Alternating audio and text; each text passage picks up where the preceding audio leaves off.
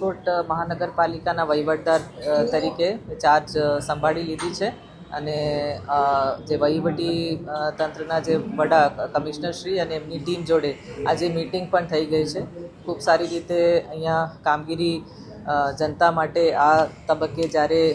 ચૂંટાયેલ body નથી એ બધાના સહકારથી ખૂબ સારી રીતે આપણે કરી શકશું રાજકોટની જનતા માટે મને કોન્ફિડન્સ છે. મેડમ શું ખાસ કામગીરીમાં કોઈ વિશેષ જે જનતા લગતા જે કંઈ કામગીરીઓ આવશે એ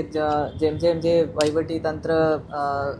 જે સૂચવશે કે દરખાસ્ત મૂકશે એ પ્રમાણે જે તે વખતે નિર્ણય લેવામાં આવશે. મેડમ જે સાંઢિયા પુલ બ્રિજનું કામ હવે પૂર્ણ થવાની તૈયારીમાં છે, ચૂંટણી પહેલા જ ખુલ્લો મૂકવામાં આવશે, કઈ રીતે આ તમામ એ તો ઇન્ડિવિજ્યુઅલ કામો માટે હું અત્યારે કોમેન્ટ નહીં કરી શકું, પણ જેમ જેમ જે જરૂરિયાત લાગે એ પ્રમાણે તંત્ર સાથે જે ડ્યુ પ્રોસિજર મુજબ એ કામગીરીઓ કરવામાં આવશે. મેડમ, જંગલેશ્વરમાં મોટું ડિમોલિશન છે, રોડ બનાવવાની વાત થાય છે પણ હજુ સુધી કામ શરૂ થયું નથી, ક્યારે થશે?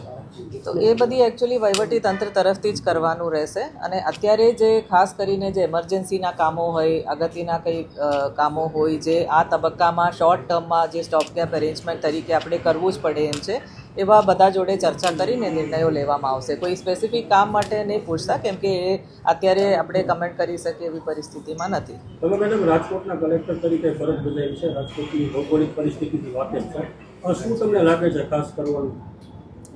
જે બેસિક પબ્લિક યુટિલિટીઝ જે છે, આપણે પાણીની સેવાઓ, રોડ રસ્તાઓ છે, સફાઈ છે, એ બધી જે ઇમ્પોર્ટન્ટ પબ્લિક સર્વિસીસ છે, જનતાને કંઈ જે અસુવિધા ના થાય એના માટે અમે પૂર્વ ધ્યાન રાખશું. બેન, તમે જિલ્લા કલેક્ટર હતા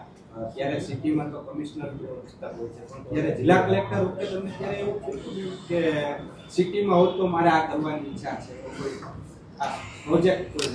ત્યારે પણ અને આજે પણ ખૂબ સારી રીતે, આજે તો હું શહેરી વિકાસ વિભાગમાં પણ છું અને રાજકોટ કોર્પોરેશનમાં જે કમિશનરની એમની ટીમ જે કામ કરે છે હું ડેઇલી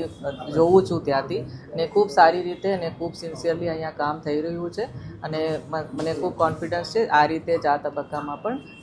કામગીરી એ રીતે પબ્લિકને સાથે રાખીને બધા સાથે રાખીને ચાલશે. Okay, thank you.